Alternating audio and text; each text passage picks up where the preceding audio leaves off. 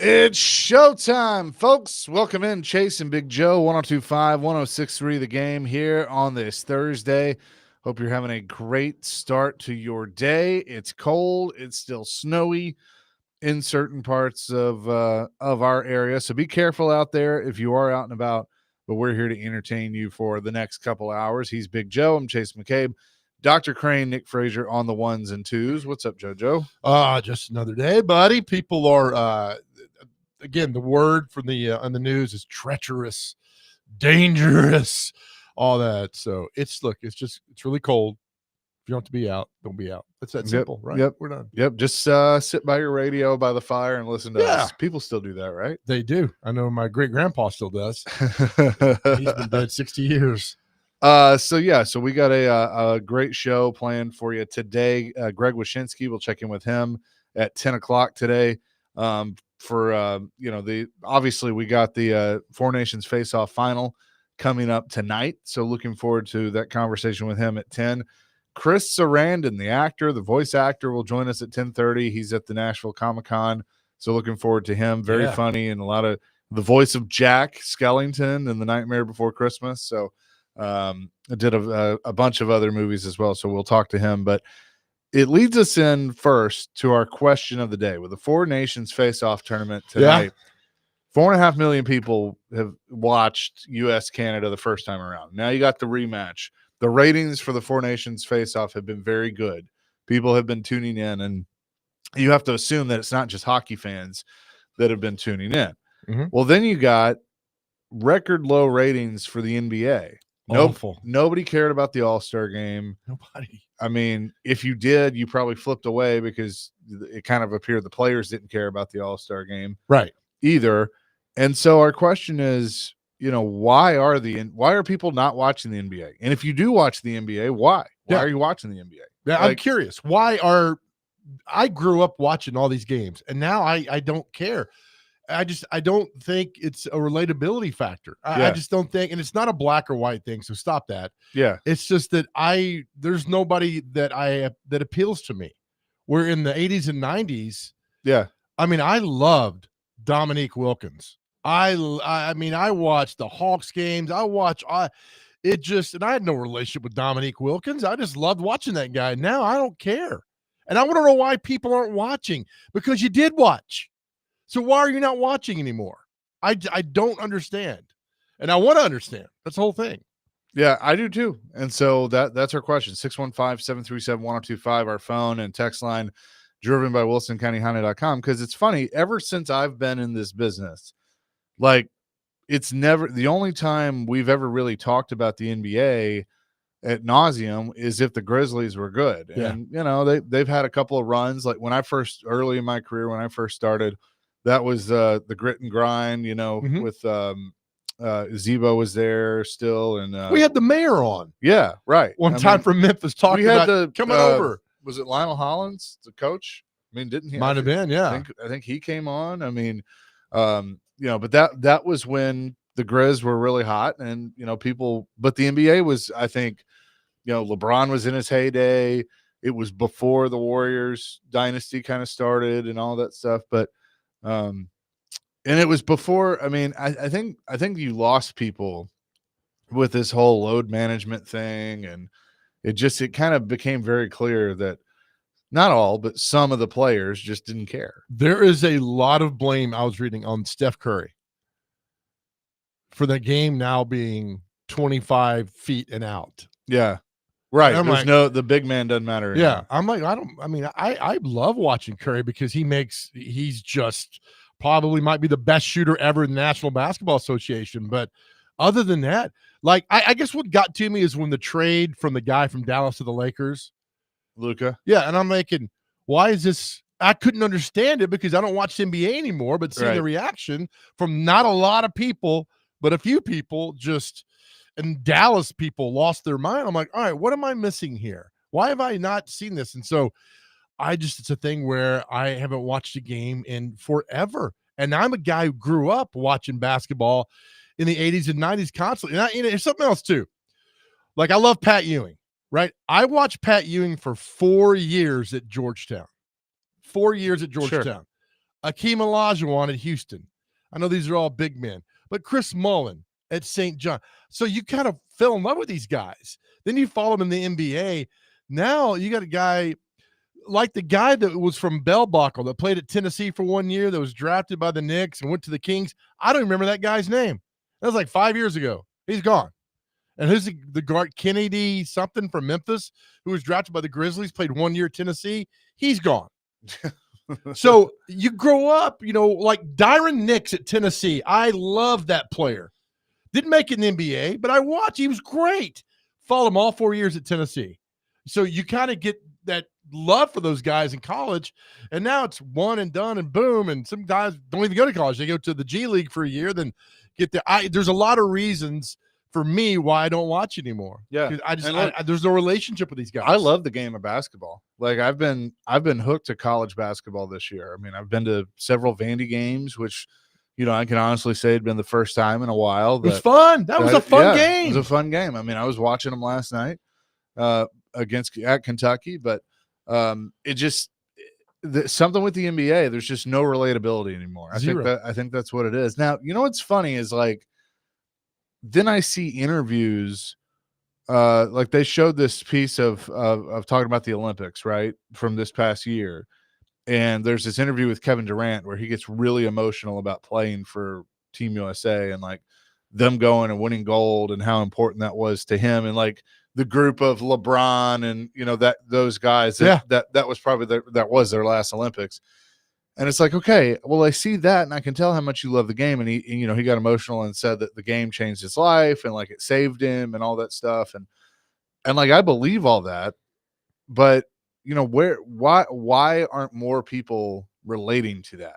I guess is my thing. Right. I don't, because the numbers tell me that they're not. Well, I'm good. NBC, he feels good about it, but I don't. Yeah. I don't. NBC got the contract coming up, and I just don't. There's no rhyme or why click. I don't stop. I just scroll past it. Kennedy Chandler. That's who you were talking about. Thank you, Ricky. Yes, Kennedy Chandler. That's it. By the way, I mean, I know you had a forgettable interview with Kevin Durant one time. It was awful. He was promoting Thunder something. Yeah. About this. That was like the early days of the game. Kid living his dream, and we had Durant on and woke him up. Pogue's like, "Do you know what city you're talking to?" And he's like, "Man, I got no idea." Yeah, no, it was fun. But again, I just and there were guys, like where's the Rodman of today? Who really care? Dennis Rodman might be eccentric, but he truly cared about winning basketball games. Truly cared about winning. Some might argue with you on that. I agree, but some might argue with you on that because, it's well documented in The Last Dance of how he had to take a break and he went out to Vegas and did wrestling. Because he was already a champion. Yeah, and Jordan had to go get him. He'd already gotten his championship. So, yeah. But before that, when he was with the Pistons. Oh, yeah. With the Spurs. Yep. I mean, that's the Dennis Rodman I'm looking at right now. Once you get the success, you're not the same. That's what made Tom Brady so amazing. Right. Because he could have rested after 3 Super Bowls. And like a Peyton Manning. I mean, it's about winning a Super Bowl. Now too often it's about, hey, I'm going to get a paycheck and I'm going to Miami Beach. That's the thing. And I think that kind of turns a lot of people off. Was Will Perdue part of the Rodman trade? Correct. That's what I thought. He was. I mean, he played from 86 to 93, Detroit, then San Antonio, then Chicago, then 1 year with the Lakers, 1 year with the Mavericks before going and doing other things. But money grabs. Yeah, long career. And so Purdue, when he got traded, ended up winning because the Bulls won 3 more, 96, 97, 98. Spurs won in 99 because he had Duncan and Robinson. I think Purdue was part of that 99 team that happened there. And then the old lockout happened. And then that threw a lot of people off. Jordan was gone. The lockout happened. And I think that's kind of when I was like, all right, I'll see you guys later. So Rodman won 2 championships with the Pistons? Yes, 89 and 90. And then the second three-peat with the Bulls. I'm telling you, you were just born, and like a guy like Rexroad can understand this, when Detroit played Boston in those Eastern Conference semifinals, we watched every second of those games. Because they were beating the snot out of the Celtics, not on the scoreboard, but in the game itself. Yeah. We all watched that. I can't tell you who played in the last 10 Eastern Conference I think Boston won a couple because we had Cornette. We know her. Mhm. I think they won last year. That's the only reason I know that. Yeah. I remember too. So in I guess it was the finals in 98, I think it was. It was Utah and Chicago, right? Mhm. Well, Rodman had been doing the wrestling thing with WCW, and they had this kind of feud that WCW had been able to do with Karl Malone.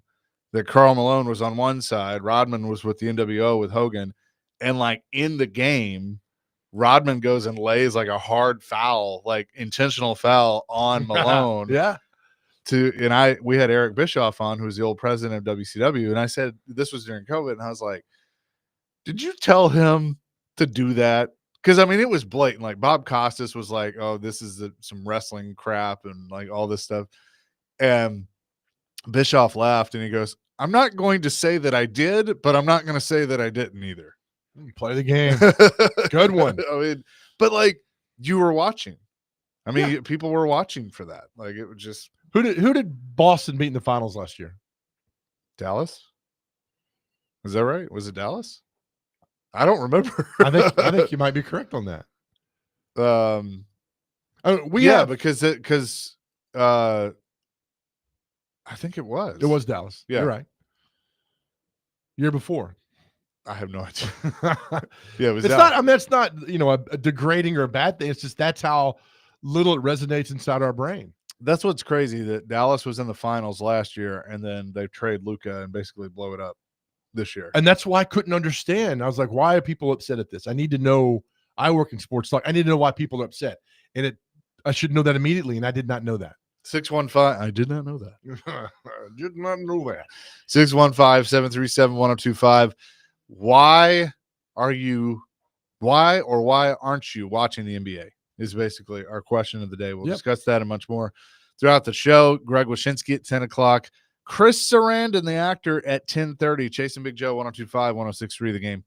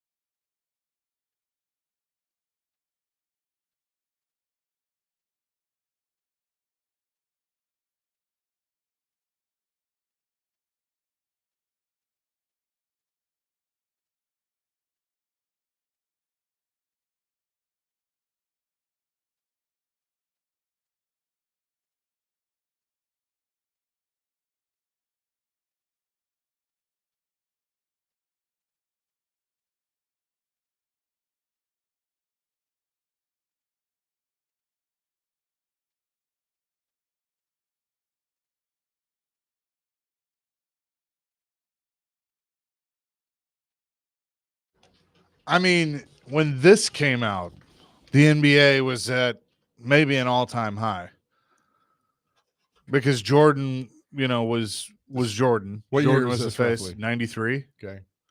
I mean, I loved this movie as a kid, but like, there's, my generation still loves it. I mean, adults loved it because it was. I mean, it just showed you where the NBA was at the time. It wasn't just Jordan. Like Barkley was in it. Right. Patrick Ewing was in it. I mean, it was all these guys. I know that in the 70s, the NBA finals were on tape delay. And then Bird and Magic show up. They did the 79 NCAA tournament. Magic wins. Michigan State over Indiana State. Then they get to the NBA. In 80, the first year in the NBA, Magic wins a title with the Lakers. Remember, Kareem got hurt. He plays center, does great. And then it just took off, right? We were excited because it was Magic and Bird. You know why? Because we fought, even though Magic was at Michigan State for only 2 years, the grace and the charm and the style and the smile that he brought to basketball, we all gravitated towards that. And then you had the classic, the black guy versus the white guy and all that stuff that happened. And those two guys couldn't care less about that. Right. Yeah. It was about basketball and winning. And then Bird wins in 81. The Magic wins in 82. Then the Sixers win in 83 with Dr. J. I mean, you mentioned Dr. J. I go immediately back to the dunk over the Lakers in 83. Then 84, Celtics win. 85, Lakers. And so it goes on and on and on and on. And then 89, the Bad Boys show up. They win 89 and 90. And then Jordan gets his title 91 and on. And you love that. You love the battles. My guy Dominique never made it because of Jordan. I was like, damn him. I'm sick of him doing this. And then, Dominic never won a title and it went on. And so you had these just guys that you looked up to and because I followed Dominique when he was at Georgia. That's where I fell in love with him. And now it's kind of like, man, and I still watch sports. There's nothing that makes me want to watch, and it drives me crazy. Chip and Mount Juliet, our phone and text line, driven by WilsonCountyHoney.com. The All-Star games used to be fun to watch. Now the athletes don't take them seriously. Also, the way they are voted in has changed. The most deserving aren't voted in. I don't even know what the process is, but I'll take your word for it that's kind of what it has come down to as of late. Chris in Nashville, NBA is like baseball. I don't watch until the playoffs. NBA playoffs are still good. I mean, and I'm kind of the same way. I mean, I'll watch, but really it's the final. Like, I don't even like the NBA finals, I will watch, but everything else, I just like, meh. I mean, like I said, if the Grizzlies are in it, I'll get to it, but I don't have a team that I just ride or die for. Right. Do you think a lot could be from we think these guys don't care? I think you mentioned the All-Star games, like they don't, and I get that. The Pro Bowl is terrible before they change it. Same thing. I just still don't think guys care that they lose. I would agree with that. And I mean, what this text said, I think really kind of makes sense. 8566. The game died with Kobe for me personally.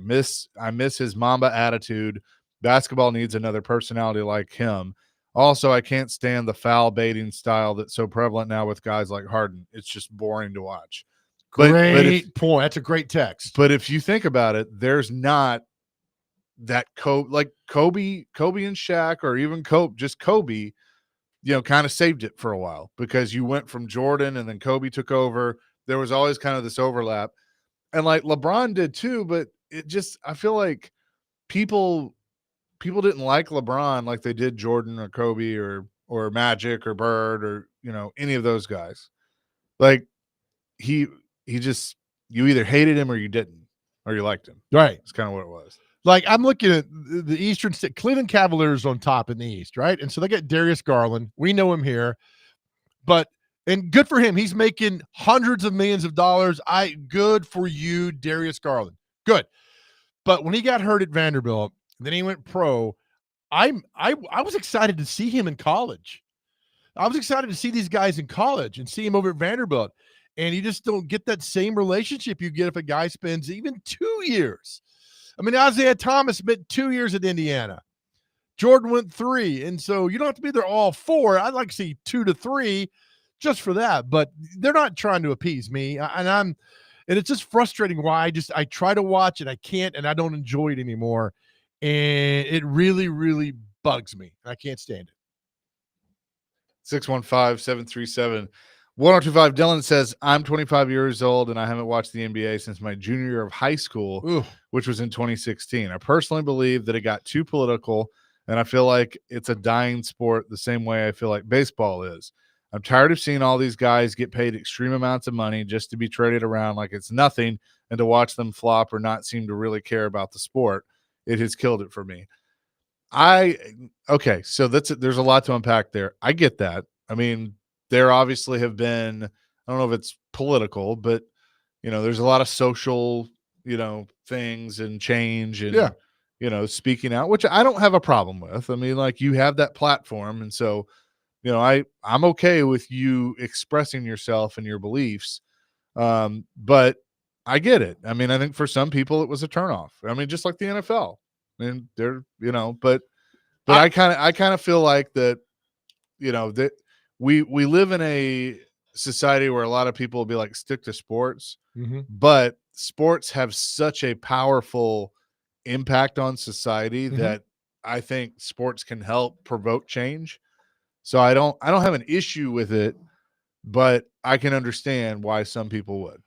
I totally agree with you, and that's your platform. Do whatever they want to. But this started 15 years ago. This started, like, for me in the mid 2000s, early 2000s. It happened. Let me ask you this question. This is a weird. Follow me on this one. Does the NFL have a Michael Jordan? Patrick Mahomes. No. Or you mean all time? Jordan's impact on basketball right now is as great or as greater as it was when he played. Agree or disagree? Yeah. No, I agree with that. Does the NFL have that? No. Have a guy who's been out of the league, and I mean, you could say, well, Brady does not have the same impact as Michael Jordan. Kids aren't wearing Tom Brady shoes. They're not wearing Peyton Manning shoes. Right. They're not drinking Gatorade because Michael Jordan. Yeah. Like Mike. Yeah. I want to be like Mike. Exactly. So play that coming back. Does that hurt a tad? The NBA has, because they were so powerful with him that they can't get back to that level? Maybe. And also, I don't know. You make a really, really good point that I don't even know if you were trying to make this part of it. I think that, you're always looking for what's next, right? Always. Okay, Brady and Manning retire. Who are the faces of the NFL? I mean, Mahomes is obviously one of them, but is Lamar, is Josh Allen? I mean, to me, they don't have the same kind of pull that Brady or Manning did, right? Jordan, you were looking for what's next. LeBron kind of, I mean, it was Kobe for a little bit, but then LeBron, because here's this phenom out of Ohio, right, at 17 years old or whatever it was, goes straight into the NBA. And basically, I think people felt he was forced on everybody of like, no, he has to be because the Jordan versus LeBron conversation started years ago. Yeah. Right. And it's like, people like me were like, I don't want to hear this. Like, Jordan's the greatest of all time. There's no argument. Like, I remember the scene from a movie. I forgot what movie it was. And it was Trainwreck.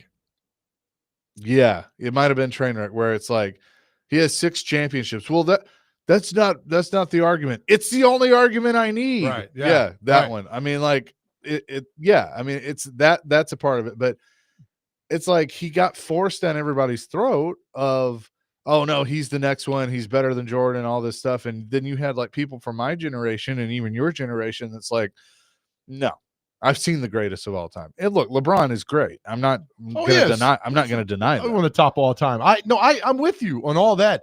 But when you mention LeBron, you get eye rolls. When you mention Michael Jordan, you don't. And so that's really telling in that part as well. But there's a lot that don't like LeBron. There's a lot that don't like LeBron. But overall, the game, I was reading that Charlotte played Atlanta, and there might have been 1,000 people at the game. And I get it. Those are 2 franchises. But will those franchises ever get a chance to compete? The Charlotte Hornets or Bobcats, whatever they are now, I don't even know their names. Hornets. They're never going to be in the finals. I just looked up, the Grizzlies are second. You think the NBA wants the Memphis Grizzlies to be in the finals? I mean, they got Ja Morant, which is great branding for him. But overall, you think people in Detroit, New York City care about that Memphis is there? Yeah. I think there's a lot of, I'm not saying the NBA does this or any league does this, but they want the big time teams in there. So I don't know. I'd love to see Memphis go all the way. Why not? That'd be great. But I'm not watching, man. Sorry. Gene in Spring Hill might have the best text. Okay. NBA, who cares? Sorry, guys. But why? Tell us why. Seriously, I want to know why. Why? That's it. Because we grew up watching these in the 70s, 80s, and 90s. We grew up these guys. Downtown Freddie Brown, Jack Sickman with the Supersonics. We all remember those guys. I mean, it's always been around. Thank you, Adam Vengen. It's bad teacher. I thought so. It wasn't okay. bad teacher. Okay. That's what it was. Thank you, Adam. I believe we have Chris Sarandon coming up now, so we will shift gears. We'll get back into this. 615-737-1025. It's Chasing Big Joe on a Thursday. 1025, 1063 the game.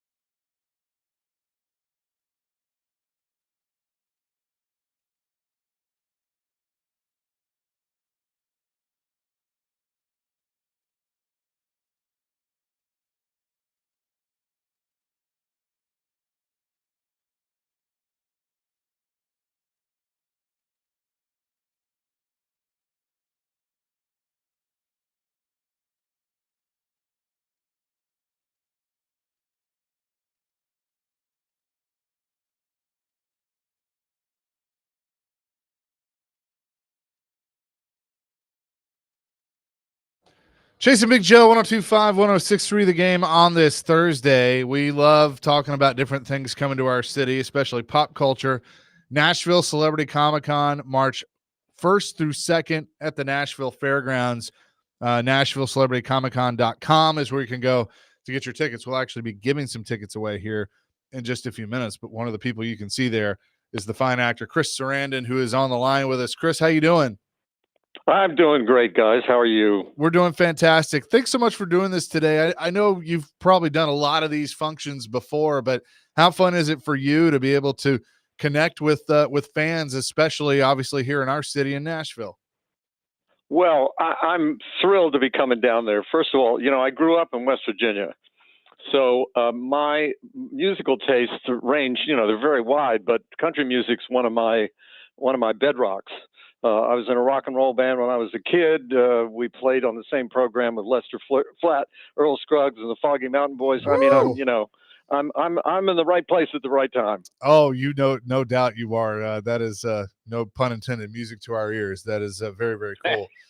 I know I had to. I want to start with one of my all-time favorite movies that you were actually a voice in that I don't know if you thought it would become the cult classic that it became, but The Nightmare Before Christmas, Jack Skellington, like it's still, to this day, one of my all-time favorites. When you did that, did you think like, hey, this is going to be a hit and turn into what it was? I don't think anybody, when they're in the middle of working on a project, thinks, "Oh, this is going to be the greatest thing, since sliced bread," or that this is going to be a bomb. I mean, you can usually tell if it's going to be a bomb. But in this case, it was very clear that the artistry involved, the first of all, the conception of the characters, and then the realization of them by the animators, and the work that was done to create the movie, and then the finished product, which is just dazzling to look at, and Danny Elfman's music. I mean, it had the whole package. But to know that it was going to catch the public's imagination and become, I mean, in a way, Nightmare Before Christmas has become Halloween. Oh, yeah. You see people putting up villages around the theme of Nightmare Before Christmas, Jack Skellington in their front yard, Oogie Boogie, etc. So no is the answer. I never thought it would have this kind of a sort of a major sort of cultural effect all over the country, all over the world, for that matter. We're talking to Chris Sarandon. He's coming to town for the Nashville Celebrity Comic Con taking place next weekend here in town. When Chase told me, Chris, that you were coming on, I immediately went and watched Dog Day Afternoon again. I just, Chris, I mean, come on. I mean, you're part of one of the greatest movies of all time. I always like asking this actors this, did you have any idea when you're shooting that movie how classic it would become? Actually, with that one, I did, because it was a wonderful kind of cross of a kind of interesting subject. It was a real event. Right. This thing really happened. And also the combination of the talents involved. It was a great screenplay. The great Sidney Lumet directed it.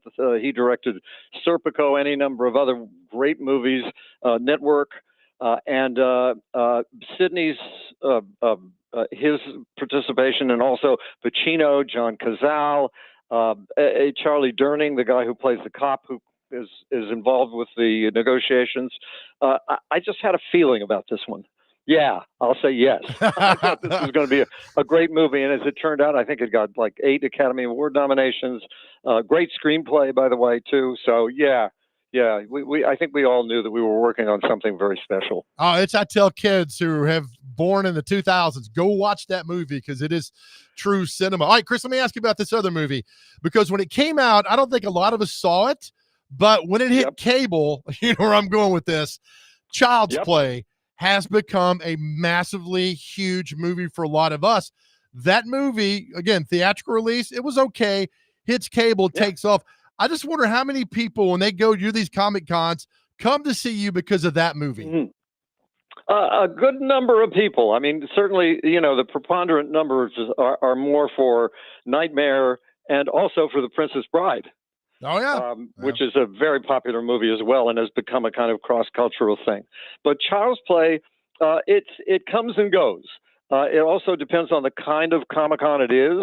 You know, if it's a horror genre Comic-Con, then yes, I get a lot of people for Child's Play, and obviously Nightmare, and a movie called Fright Night as well. Yes. Chris Such a good Sarandon movie. is with us on the Chasing Big Joe show. Nashville Celebrity Comic-Con coming to our city March 1st through the 2nd at the Nashville Fairgrounds. Is there a movie or a TV show that somebody will come up to you and say, hey, I loved you in this, that you kind of take a step back and go, wait, really? That one? Yes. In fact, yeah, I did a movie a long time ago called The Sentinel, which was based on a very popular horror novel about a priest who lives in a brownstone in Brooklyn or someplace, and it's the gate to hell. Now, the reason that I did this movie was, at the time I had stars in my eyes. I was, I got star billing. I was making a fair amount of money, and I thought, oh yeah, I'll do this. And it was not a pleasant experience. But that's really the outlier in my career. I mean, I have to say, looking back on everything I've done, I can't think of anything else that I regret doing, literally. And I regret that one, but everything else, I'm a lucky guy. Do you like, how much did you enjoy doing the guest star spots on TV shows, like whether it was ER or Orange is the New Black? I'm a Star Trek fan. You did Deep Space Nine. I mean, how fun was that to be able to do those guest spots? Almost always it is great to do them, because the cast of the shows, who are in that kind of machine of doing 23 or 24 at the time, it doesn't happen anymore, but 23 or 24 episodes at a time over a year, they get worn out after a time, but they, generally speaking, are very helpful and welcoming to the guest stars who come on. And I've always had a great experience. I had a great experience with the ER cast, with the Law and Order cast. I did a string of shows with a show called The Practice. They were wonderful. There was a show called Judging Amy that I did an arc on, and that was a lovely experience. So, actors, we take care of each other because we've all been through it. We've all been through the same kind of, coming on to a set and you don't know anybody. It's like the first day in school, in a way. But in this case, your classmates are friendly. They don't bully you. They don't give you a hard time. We're talking to Chris Sarandon, the great actor here on the Chasing Big Joe show. All right, and so now my friends are texting me, and they're all Princess Bride questions. I had to get my Fright Night question out and my Child's Play because I love those movies. Chris, why do you think Princess Bride still resonates so popular, my lord, 38 years later? Well, first of all, great script. The great William Goldman, who wrote Marathon Man and Butch Cassidy and the Sundance Kid. This was his favorite screenplay of all time that he wrote in his life, and he was an Oscar winner. And it came from a very personal place with him. He walked into his daughter. He has had two daughters. He's passed away. And he walked into their room one day and said, I want to write a movie for you girls. What do you want it to be about? And one of them said, princess. And the other one said, a bride. So he sat down and he wrote this movie, but it turned out to be very personal for him. First of all, because it was for his kids. And secondly, because the story itself is it's a story about love. But also it has his combination of romanticism and cynicism, if you know what I mean. Yes. That the most perfect kiss in the world at the end of the movie, but at the same time, there's a line that goes, life isn't fair. Anybody who tells you that is selling something. Oh, and in between, there's great fun. There great lines. Some of my favorite lines that I've ever uttered on screen have been in that movie. Quotable, and you get involved in the plot, despite the fact that it's done with it's hard to describe. It's not that we make fun of the genre of the great adventure romantic movies, of the past, the Errol Flynn movies and those, but at the same time, we're having fun with it. And so everything is taken by the characters in the movie very seriously. But the audience sits there and goes, oh man, I'm having such a great time. This is so great. I remember this and I remember that. I get quoted lines from the movie all the time, constantly. Oh, I'm sure you do. And I was going to say, if hopefully I can meet you next weekend, the one line I'm going to tell you is, "You're so cool, Brewster." Because I think I'm telling you, Chris, we all watched that movie. We said that line for the next 6 months after that, and I'll bet. It's just a pop culture thing. Why you Yeah. are so revered and so beloved today? Because hell, I think I know more about you than I did my own father. Because I watched all these Oh, movies boy. with you, right? I mean, it was so good. It Yeah, was yeah. so fun and so innocent. And when you grow up with something, it makes a difference. You know, I do a podcast called Cooking by Heart because I grew up in a restaurant. So I talk to people about growing up with food, and those memories are indelible. The stuff that we experience when we're kids and when we start in elementary school and we start watching movies, and then we go, we get more sophisticated and we start watching stuff that's a little more gnarly and interesting. It stays with us through our entire lives. Well, Chris, this has been a lot of fun. Thanks so much for doing this. We're looking forward to having you in Nashville at the fairgrounds March 1st through the 2nd for Celebrity Comic-Con. But thanks so much for doing this. This is awesome. Oh, my pleasure, guys. And I hope we get a chance to meet. You guys take care. Absolutely. And hello to everybody in Nashville. Awesome. Thank you, Chris. Appreciate it. All right, bud. Bye-bye. Chris Sarandon, the fine actor, will be at Nashville Celebrity Comic-Con March 1st through the 2nd at the Nashville Fairgrounds. You can go to NashvilleCelebrityComicCon.com to get your tickets. But you know what, JoJo? We're going to give some tickets away right now. Oh, you got a 4-pack of tickets to Nashville Celebrity Comic-Con at the Fairgrounds Saturday, March 1st, Sunday, March 2nd. Chevy Chase will be there. Randy Quaid will be there. Billy Zabka, Martin Kove, Mick Foley, Mickey James, the Honky Tonk Man from wrestling, and then, of course, Chris Sarandon that we just talked to. back it up. Who? The Honky Tonk Man. Are you serious? Oh, yeah. He's going to be there. Yes. Caller number 5, 615-737-1025. I got something for our next segment. I want to know, because we're talking about The Princess Bride, just for one segment, what's the most quotable movie of all time? For our next segment, what's the most quotable movie that you think, there's no right or wrong answer, of all time? That's a great one. 615-737-1025. You can win these tickets. Caller number 5. Chasing Big Joe, 1025-1063 The Game.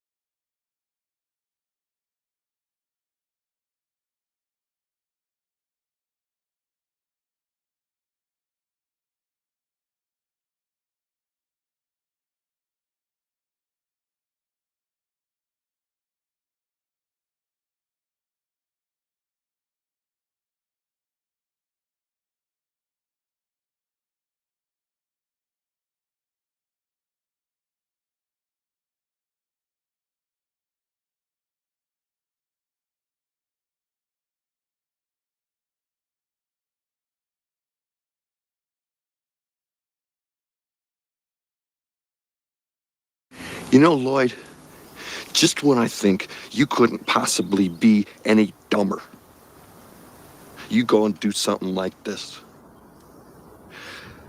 And totally redeem yourself! Still want to go to Aspen? Oh, yeah! Okay, let's go, buddy! Yes. Chasing Big Joe, 1025, 1063 the game.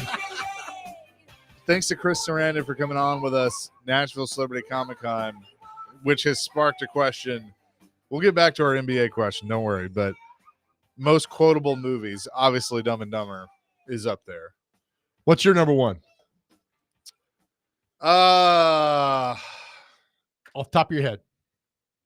I mean, it might be that one, because how many times do you say, so you're telling me there's a chance? Twice a day, probably, for the last 30 years. So David Janes texted me, and I was going to say one of these Step Brothers.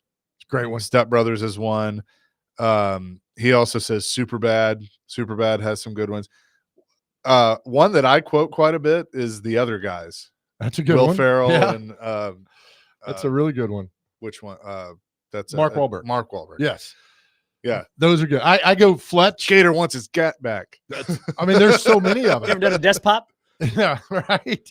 I like Fletch. For me, that was one that we still today. Stripes. Yep. I mean, I just stripe like Lee Harvey. You are a madman. When your friend stole that. I mean, that's Office Space. Not so much for me, but it has some good. Like in Just a Moment. In Office Case of the Mondays. Case of the where's my stapler? Or don't touch my stapler. Yep. Yeah, but there's a few, but when you quote from beginning to end, those are the ones like Caddyshack. Oh yeah. I mean, Caddyshack. I cannot tell you how many when you're golfing, how many Caddyshacks you drop out there. Stripes, Caddyshack, Fletch are ones for me that you still resonate for today. Step Brothers enter that echelon. Nobody saw it in the theater. Nobody did. Once it hits cable and TNT, whatever, it took off, and you can't get enough of it.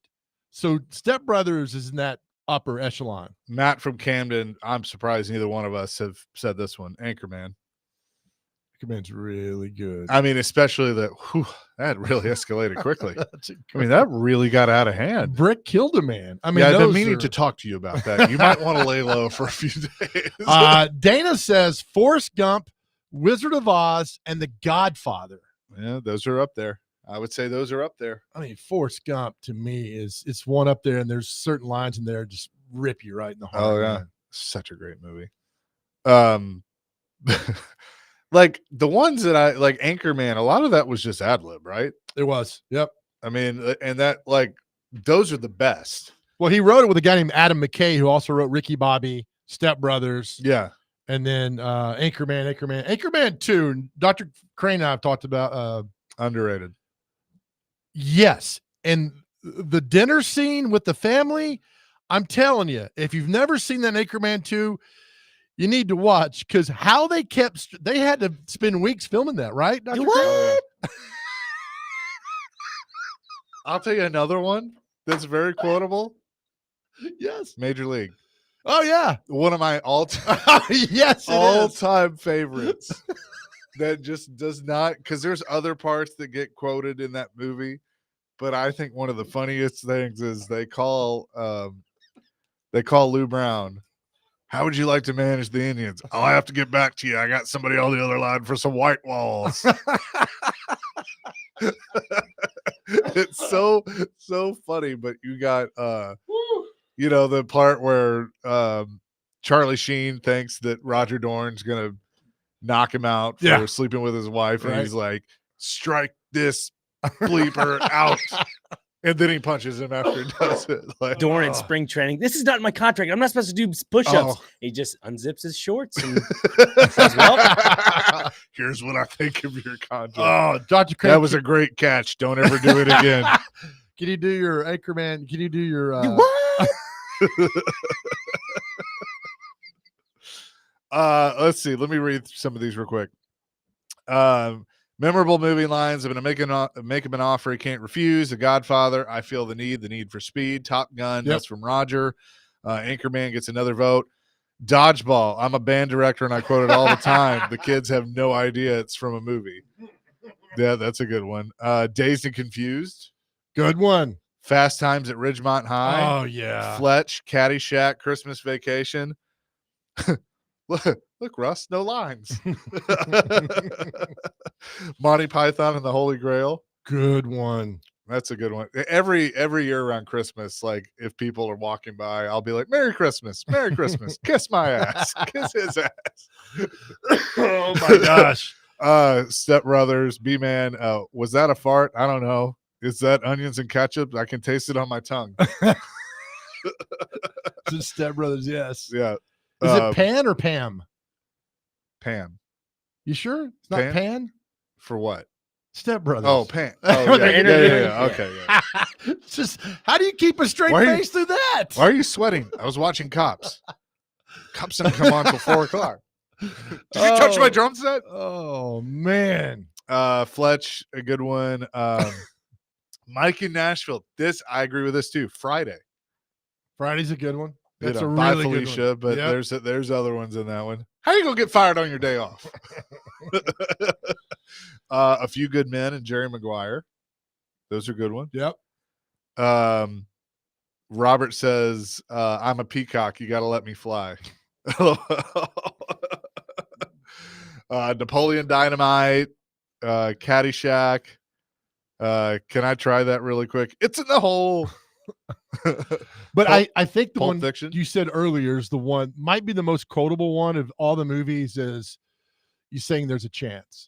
Because that's done So everywhere. you're telling me there's a chance. I mean, in that movie, did you see that movie? Y'all weren't even born. Oh, yet. it was on VCR for me every single day. I'm going to be honest with you. I think I was way, way, way too young, but I'm pretty sure I saw it in the theater. I don't remember who took me. 6 years old. Probably your awesome dad did. It probably was him, and probably got in trouble for it. Can I ask you a question here? What's the hardest you've laughed in a theater? What's the hardest you've laughed? That's a really good question. It might have been Anchorman.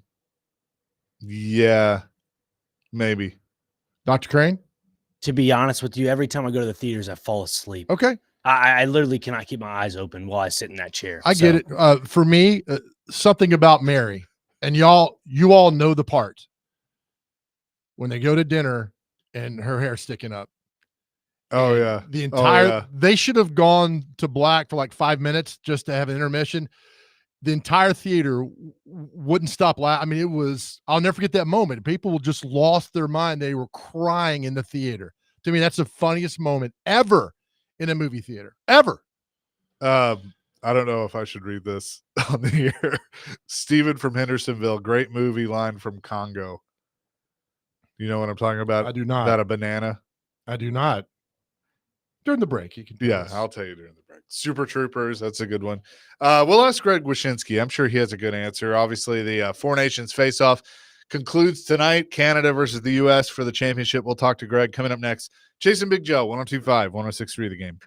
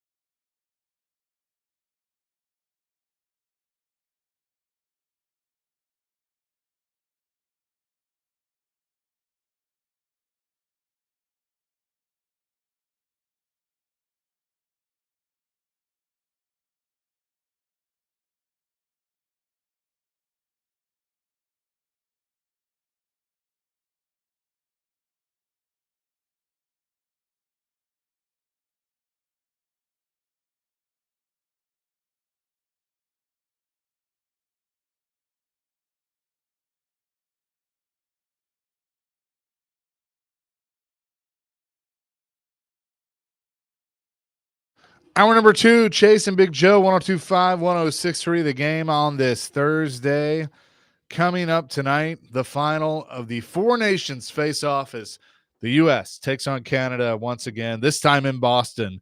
We know it's going to be fun. We say hello now to Greg Wyshynski from ESPN, presented by Old National Bank. Get old. Greg, what's going on? How are you? I mean, fun's one way of putting it. Depending on how things work out tonight, it could be soul-crushing. It could feel like the Donkey Kong of Canada has hit us in the face with a barrel again as we're trying to climb up the ladder. It could feel like a lot of things for an American sports fan tonight. It's going to be something, but I know one thing: people are going to be watching because people have watched this tournament on whether it's your network or TNT. It seems like fans have really gravitated towards it, so the NHL has to feel good about that. It's incredible. I mean, 5.4 million was the peak on ABC for the USA-Canada game. Obviously, the 3 fights in 9 seconds helped, and the booing of the anthem and the whole atmosphere up in Montreal. But then, I think what really mattered was then people stuck around to watch the best form of this sport. And that can't be understated. I mean, the secret sauce to this tournament, although, we talk about the Canada-USA rivalry and the geopolitical thing, the secret sauce for the tournament is that this is a group of young star players that have been waiting since 2016, maybe 2014, to get their chance to represent their countries in a best-on-best tournament. And that pent-up energy, that anticipation, that pride that they have representing the U.S. and Canada, I think is what's really carried this thing to become something transcendent. It's been a positive, but unfortunately there is a little bit of a negative to it. Charlie McAvoy gets hurt. He's been in the hospital, had to have surgery, all those things. How much will that injury affect this tournament moving forward? Well, it's an interesting question. I mean, from a tactical standpoint, obviously it's a huge loss for the U.S. I thought Jake Sanderson from the Ottawa Senators played pretty well in in McAvoy's absence on Monday. But one of the highlights of the tournament was the hit that McAvoy put on Connor McDavid in that USA-Canada game. McDavid never gets hit, and McAvoy laid him out. So to lose that element, and he was playing really good hockey, I think is obviously not good for tonight. But the bigger question is, if and when we do this tournament again, or when we do the World Cup in 2028, that injury situation could really impact how they organize this thing. The Boston Bruins, as I found out yesterday morning, or I guess 2 days ago, were pretty upset with the way that the USA hockey doctors handled McAvoy. They didn't get to see McAvoy until Monday when they got back in Boston, and by that time he had this infection that had to put him in the hospital on Monday night. So they put out a very detailed timeline press release yesterday to the Bruins about the situation, and I think that really underscored how how upset they are about the way this was all handled, and it's going to be an issue going forward if the NHL keeps doing these tournaments. How do we allow access to team doctors and make sure that this kind of situation doesn't happen again? Greg, I want to go back to the opening game, USA and Canada, and the power of social media, getting people to watch that game Saturday. I was at an event Saturday night, but I think within the first 10 minutes after those fights happened, we were all on our phones showing each other what was going on.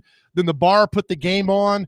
It just showed how when something like that goes on, social media, I think, drove so many people to watch that, and it paid off handsomely for the game of hockey. Yeah, and again, I think we all owe a debt of gratitude to the Kachuk brothers for organizing those fights off the top. I mean, say what you will about staged fights, say what you will for the Canadians accuse them of fighting for the cameras and not the flag, which is a very Canadian complaint to have. I'm happy they fought for the cameras. It got probably probably 1.5 million more people to watch this game on Saturday, and who knows what it does for the game tonight. That is satisfying things about this. Like, rare is the hockey thing where people who never talk about hockey or tweet about hockey are interacting with the sport. Yeah, granted, there's in some cases you wish they wouldn't. Right. But for the most part, it's been exhilarating to see how much outside attention. And I think we talked about this, boys, in the lead up to this thing. Like, I had no idea what the rest of the tournament was going to look like from a gameplay perspective, but the USA-Canada game was always the easiest sell. It's a rivalry. It's the U.S. trying to become the best at something that someone else thinks they're the best at. Like, these are universal themes that play out every 4 years in the Olympics, and certainly were a very easy sell to the general sports fan. compounded by the fact that, there were 3 fights in 9 seconds to start the game in a place that was very hostile to the Americans. Yeah, and I'm telling you, I was in a bar in Mississippi and we were watching. So that just shows you the power of, and then you can see the people like, oh yeah, USA, and they got invested in it. And I think it did something, Greg, and I might be crazy on this, where the game of hockey would have never done this for even a viewer who doesn't pay attention to anything. Everybody got invested. Now, how can the NHL capitalize on this, or can they?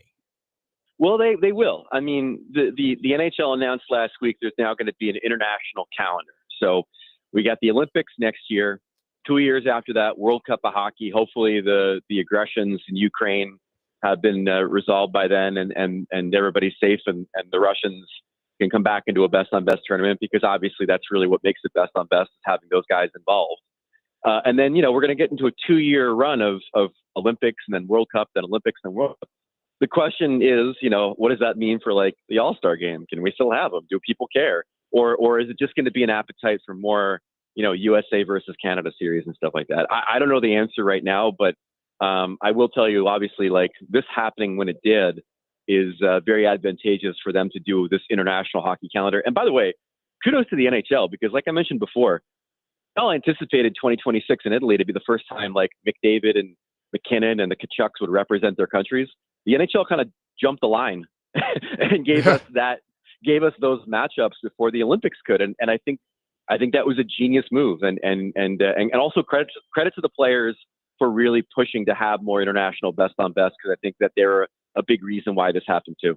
Greg Wyshynski is with us from ESPN. So I do wonder, I just saw USA Hockey's tweet that the team received a call from a certain someone that lives in a White House in Washington. Do we think the president will be in attendance? He will not. He has already said that he is attending a conference of governors in Washington, D.C. tonight as a previous obligation. I think that's the reason he called the team this morning. But yeah, USA Hockey put up a picture of their GM, Bill Guerin, holding up a phone. And I guess the president was giving his words of encouragement to the room. I had the U.S. team just got off the ice literally before we started talking, so I haven't gotten a chance to ask the players what that message was. But listen, it's a long-standing tradition of the president, reaching out to athletes after big sporting events or before big sporting events to lend words of encouragement, and it just kind of like puts into sharp focus how massive this game is tonight for the country and for hockey. Yeah, what's going to happen, Greg, they're going to lower the lights in the locker room before they go on the ice, and he's going to walk into some wrestling music, and they're going to lose their mind. My God, that's Trump's music. Losing their minds in a place like Massachusetts for Trump probably means a little bit something different than yeah, you're right. But I mean, listen, man, there's no doubt that I don't think that the geopolitical stuff is as important to this whole cocktail that we've got here of excitement for this tournament as maybe some have stated. If you ask the players, like, it's much more about how much they hate Canada and hate the Canadian players than it is about anything else going on. But I mean, but I mean, like, it did. I do think that it added to the tensions in Montreal for that game, and the tensions in Montreal are really what launched this thing into the stratosphere. But again, like, as I mentioned, as an American hockey fan who's been covering American players all my life, like, you have like American players who have Canadian colleagues that have said, you are not as good as hockey as me because I am Canadian and you are American. So that's the baseline for like what we're experiencing tonight. It is literally trying to take down the empire of hockey and show that we are now not only worthy to stand toe to toe with them, but also have surpassed them. That's what's at stake tonight. It's going to be fun. Do you have a feeling either way? I'm a little worried about us being banged up. I gotta be honest with you. Like, Brady Tkachuk's under the weather, and Matt was dealing with the injury, and then you have Matthews who's had an upper body injury the whole tournament. And the other thing I'm really worried about, to be honest with you, is the atmosphere. I think this group psychologically is a lot better as the infiltrator, a lot better as the villain, a lot better as the underdog coming into Montreal and spoiling the party. Now they got all their friends and family. Hell, half these guys are from Massachusetts. And now they're the favorite. They're on home ice. They already beat Canada once.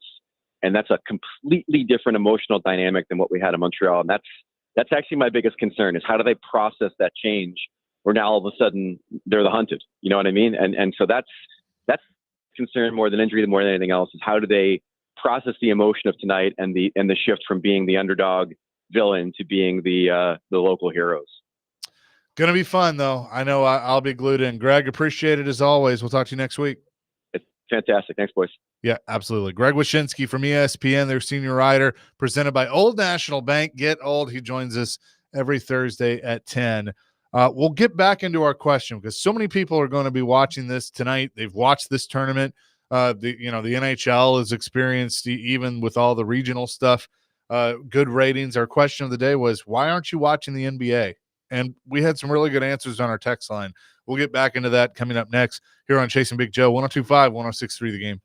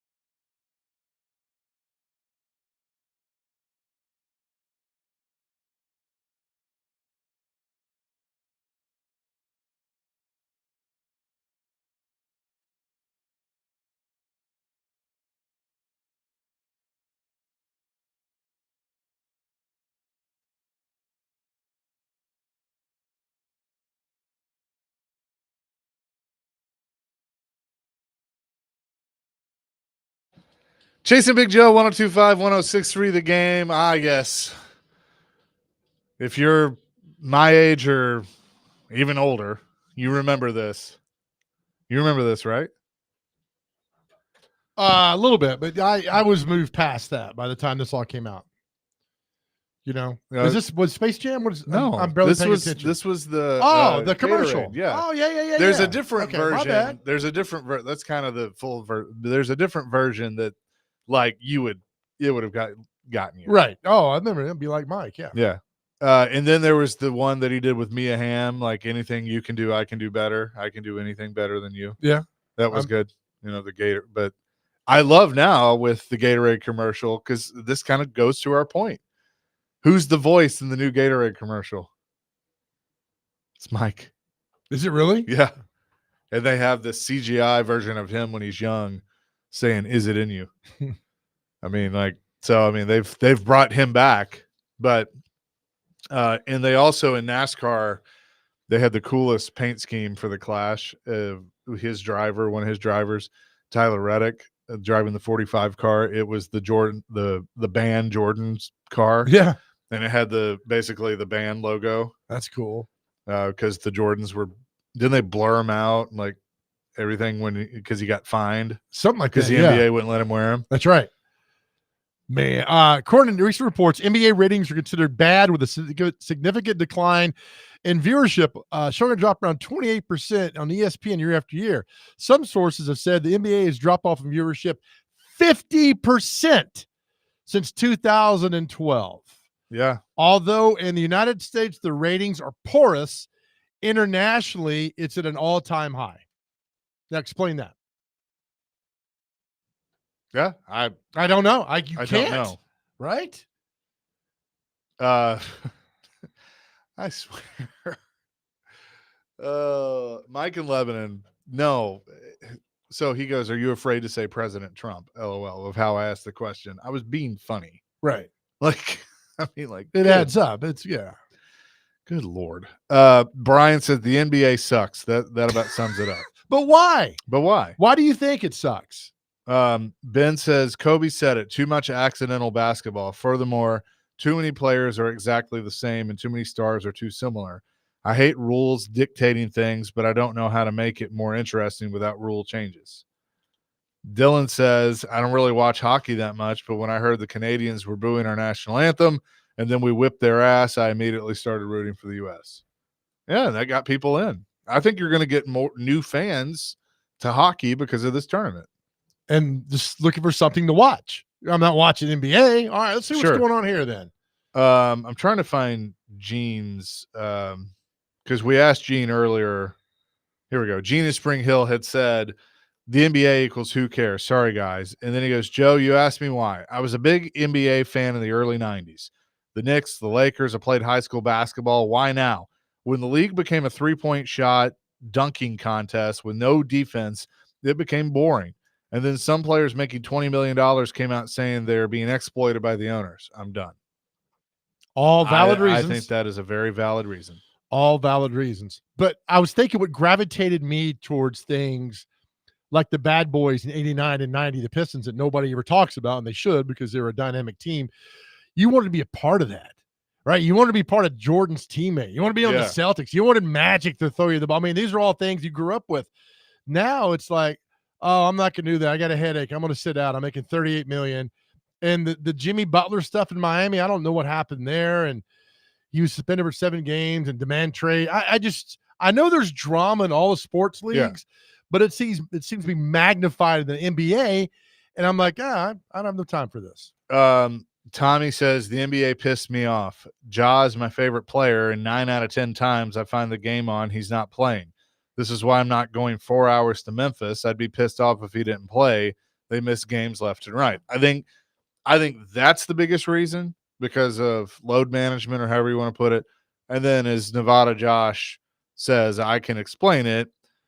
And basically goes into the whole political thing. And, you know, the what saying when they went woke and all those things. And, you know, I don't get into all that stuff, but I get it. I mean, certainly that has had a lot to do with it. I mean, there are many reasons why I think people are turned off by the NBA, both on and off the court. And it's I think showing it's in the the best ratings. way. Not just we're blabbing about it, but it's showing in the ratings. And then they have this massive TV contract. NBA bought into it. NBC bought into it next year. It's going to go and go and go. And I'm just curious where it went wrong. It's not the last year or two. It goes back 12, 13, 15 years. Let's go to Wes on our phone line, driven by WilsonCountyHonda.com. What's up, Wes? Morning, guys. It's cold outside. Yeah, I've noticed. Yeah, I don't like this whole grooming dog thing when it's snowing. It's kind of crazy out here. I guess it accidentally just sent the text of what I'm literally calling to tell you guys right now. But this is the main difference between the NHL and the NBA. A couple times this week, y'all have talked about an acronym for NFL standing for not for long, which I agree with. But you've got to have an acronym for both other leagues as well. And for the NBA, it's no broke athletes. You show up and you get your check, and that's it. That's all these guys care about. For the NHL, it's the no hurt league. Now, let me explain. Because if it's third quarter and the Lakers are down by 20 and they're like depending on LeBron to do something, if that man gets a cramp, count him out. He's not coming back in. It is what it is. Lakers got to figure it out without LeBron. There's no pride there. Meanwhile, Yossi takes a puck at 90 miles an hour to the skull, and he's like, hey, guys, let me go get like 15 stitches, and I'll be right back. And then we just continue on with the game.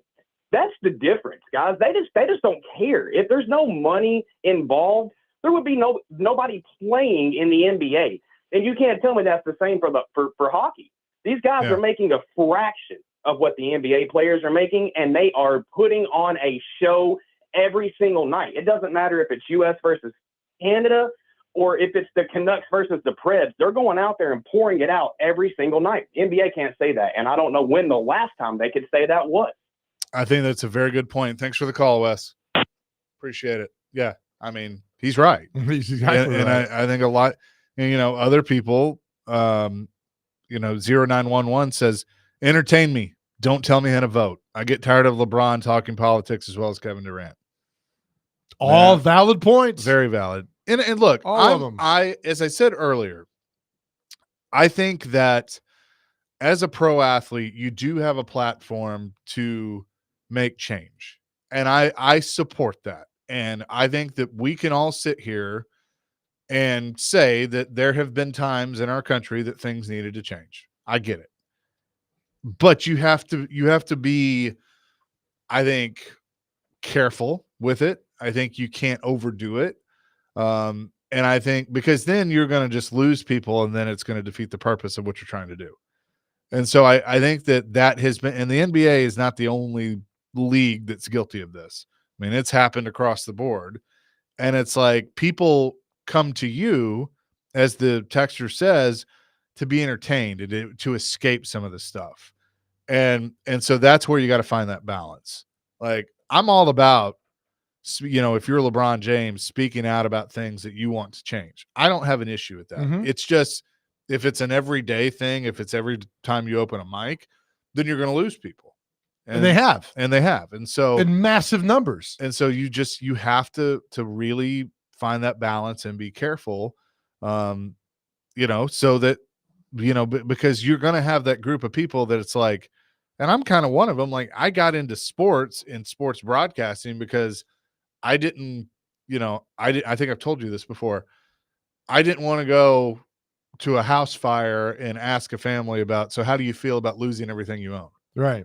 Like, I didn't want to sit here and talk about floods or talk about, murders or talk about politics and all that stuff. I wanted to talk about sports. And so when the two, merge, it's like, man, that's not what I got into this. I got into to escape it, not to ignore it, but to be entertained. And so I understand when people kind of get that way. As Nevada Josh just says, I watch sports to get away from all the politics. So when they bring it into sports, it ruins it. It does. Here's from the sportsentrepreneur.com about ratings. It says NBA isn't afraid of a financial collapse. They have a $76 billion deal, ensures stability for years. The trend lines are concerning. For the 5 lowest NBA finals, rated NBA finals in the past 30 years have happened in the last 4 seasons. Overall viewership has dropped 48% since 2012. The challenge for the NBA and its broadcast partners are clear. Find ways to make regular season games matter again, improve accessibility for fans, and reconnect with an audience that increasingly sees the product as unwatchable garbage, as one prominent sports writer recently put it. That's the thing. That's the quandary they're in. They got all the money. They're not $76 billion on this TV deal, yet your product is terrible. Mhm. Is I it agree. about the money, right? It's always about the money. Always. Mike O on our text line says, I do not watch the NBA if it's on at the same time as Chasing Big Joe. Mike O at the Donaldson Y red light. Is Princess Leia with you? Oh, man. And why are you texting and driving? Well, he said he's at a red light. And that red light holds for about 8 minutes, Yeah, so he's good. okay. The He's worst red light on the planet. They have the Siri function now on these cars. You can just talk into your car and they text. But for you're you. still taking your mind away from what you're doing on the road. And this guy should be a prime example. He's been at the Tennessean since 1938. He wrote about Germany invading Poland in 39. And now he's telling us how to come on, man. Let's see. A492 says, I disagree, Chase. Shut up and play. And look, you are and I wanted to read that because he's allowed to feel that way. Like there are a lot of people that feel that way. I'm one of those that look, if you have a platform, then use it, but use it, don't overuse it because then you're going to get a lot of that. Nobody's going to listen to your point. It's happening. Like, hey, you're right. Shut up and dribble. It's just so. I mean, I certainly get it from both sides. Brent has a comment on the NBA. Brent, what's up? Yeah, it's about 15 years ago when they took away hand checking, took away double teaming, they took away defense, and this kind of goes to y'all's earlier point that the guys that don't care. I mean, they're the most talented guys like Steph Curry and Luka and people like that. That back then there were people that cared, like Charles Oakley, that could affect the game, but they took that ability away, and so the game is basically a game of horse now. To just run up and down the court, shoot open threes. Yeah, I appreciate the call, Brent. Thank you. And that's what Shaq has talked about. Like, yeah. Nobody wants to watch you sit around jack up threes. I'm like, exactly right. You know what's funny? You bring up Shaq. I will tell you something that has helped the NBA, but doesn't get it. I don't think it gets enough credit with Shaq. We'll do that next. Chasing Big Joe, 102.5, 106.3 The Game. Here on this Thursday, I don't know where I was going with that. Chasing Big Joe, 102.5, 106.3 The Game.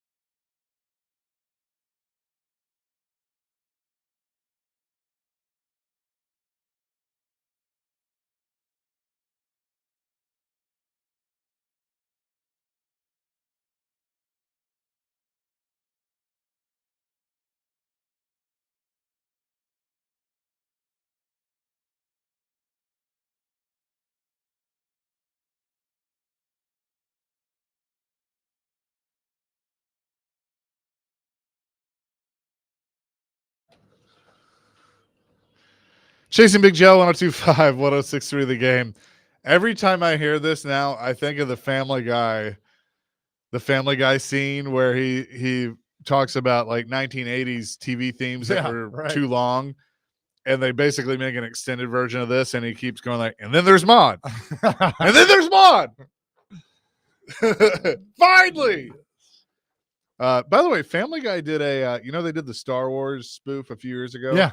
I don't know if this was new or not, but it was on the other night on Fox after the Daytona 500. They did a Top Gun one. Did they? It was actually pretty funny. They merged the two movies together.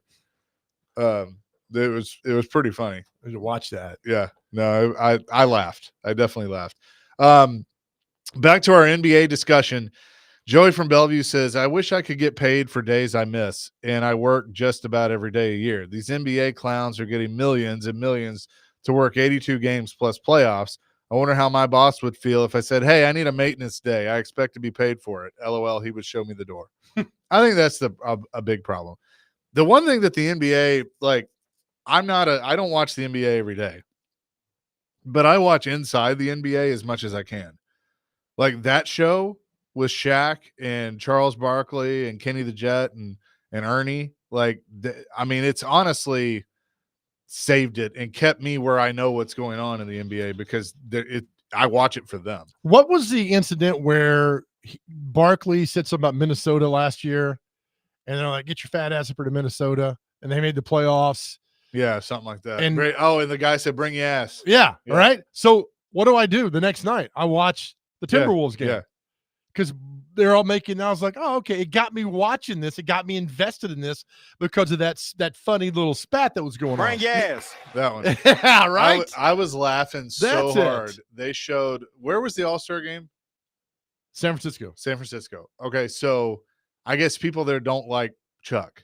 They don't like Charles Barkley. And so they were yelling like F you, Chuck, and stuff like that. And he's just sitting there at the set, and he just turns around, gives them a double bird, and like turns back around. And everybody's like, because, now like TNT has lost the contract. Yeah. Now they're going to keep doing the show, and ESPN's going to air it.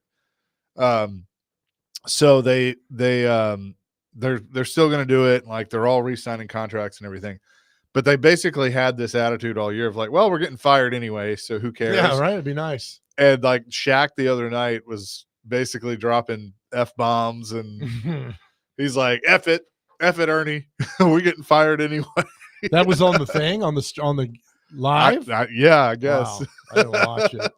We're like going to commercial, and he goes, F it, Ernie, we're getting fired anyways. Yeah. Yep. The saying F it or the actual F word? He said the F word. Oh my goodness. He said, I'm tired as S word. And then they start laughing, and he goes, F it, Ernie, we're getting fired anyway. Ah, it's such a great show, man. So that was certainly good. Jeff said it may have been discussed already, but the utter joke that the NBA officiating has become, and now it's leaching into the NCAA, has turned real sports fans, not entertainment seekers, completely off. As an example, I believe this is why the popularity of the NHL is increasing. Look at how it has blossomed in Nashville and in the South, with the exception to the relocation of people moving for careers, etc., noted for assisting in the popularity. Here's what's interesting. I think officiating, people, if people are being completely honest, they'll say officiating is a problem in all sports, and I think it's because of all the replay angles that we have now. We can truly see the human element and how much they mess up. Oh, yeah. But I agree. Like some of the ticky-tack calls that they have in the NBA and college basketball, like it does slow the game down. It does, but it's also an easy blame of like, sure, the refs, it's every sport in that way. And I think, look, I might be a valid point in some circles, but I just don't think that plays the overall why we ain't watching. Yeah, for sure. So great participation on that. Coming up next, we'll tell you what day it is and celebrity birthdays. It is our favorite. But first, I want to give something else away because we haven't done that this week. You can win a pair of tickets before you can buy them. We'll give away 2 pairs to the Lumineers at Bridgestone Arena on Friday, October 3rd. The tickets go on sale tomorrow at 10 a.m. So the first 2 callers at 615-737-1025 will win a pair of tickets before you can buy them to see the Lumineers at Bridgestone Arena Friday, October 3rd. Celebrity birthdays. And what day is it next? Chasing Big Joe, 102.5, 106.3 The Game.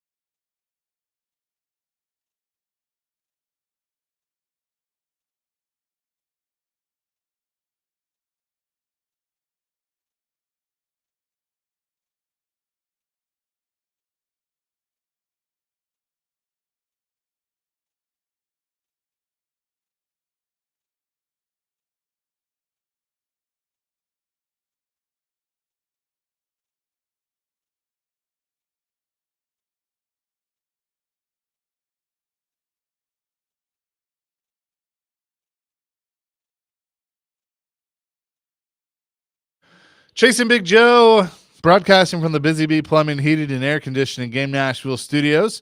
Hoping the $99 yearly Beehive membership with a buzz is always about great service. Don't forget, coming up later today, Vandy women's basketball back at it. They take on Oklahoma.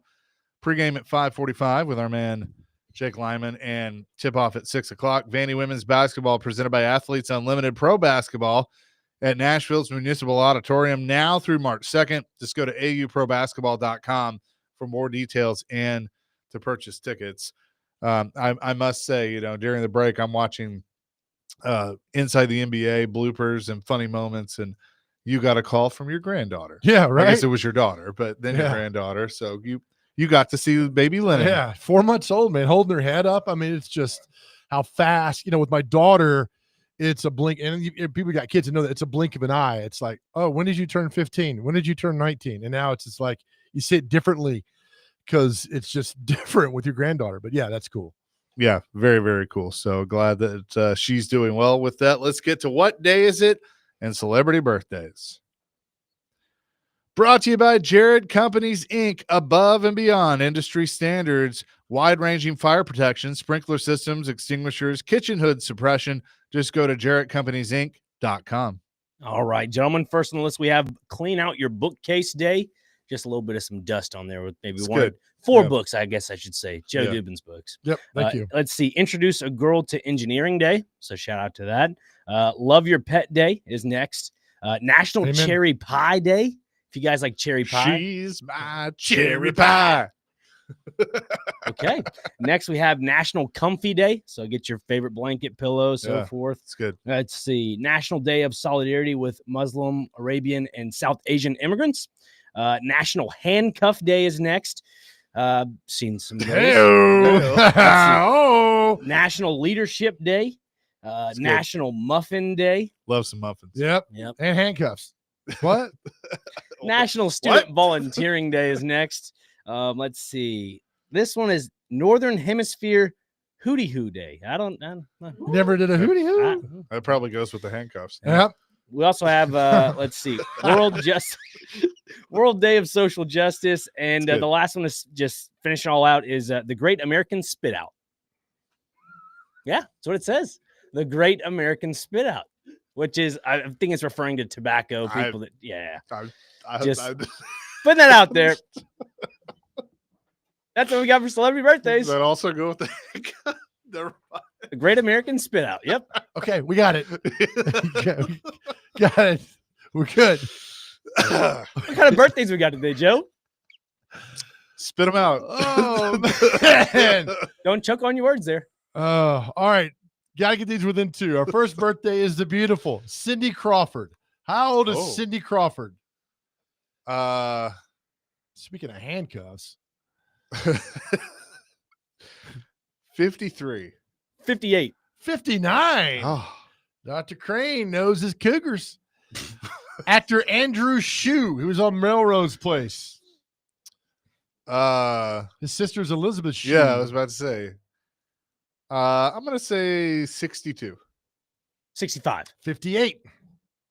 That's close. Actress Andrea Savage. She's been in she was in Step Brothers. He's the therapist for Will Ferrell. Oh, yeah. Oh, he takes his shirt off. Yeah. I've traveled 500 miles to blank blank. 53. 57. 52. Tied at 1. Who's this? Actress. I've never even heard of her. I don't know why she's in this list here. We'll get this. Hold on. Actress singer Jessie Mueller. I don't know. She's an actress singer. Is she related to Hello Guys? Bob Mueller here. 34. 38. 42. Next up, the very unfunny Trevor Noah, comedian. 36. 34. 41. My computer's so slow, man. Actor Miles Teller. Oh, he's good. 34. 38. 38 exactly. Oh, I had wow. no idea he was that old. Dr. Crane's up 3-1. I'm going down here. Singer Rihanna. Rihanna? Yep. 36. 37. 37 exactly. Dr. Crane's up 5-1. Olivia Rodrigo. 35. 22. 22 exactly. Wow. Well done. 7-1. We got time. She was Peter Pan. Sandy Duncan. 30. 31. 79. Pretty close on that one, guys. 11. Actor French Stewart. He was in Third Rock from the Sun. Oh, yeah. I know who that is. 62. 61.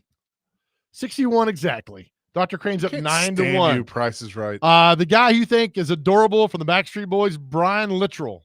Is that the one from Memphis? He's from Kentucky, Kentucky? Okay. like Lexington.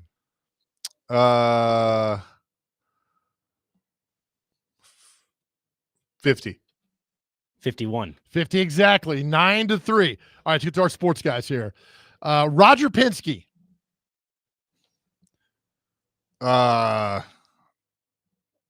88. 82. 88 exactly. It's now 9-5. Phil Esposito. Sean Henry, you can't call in.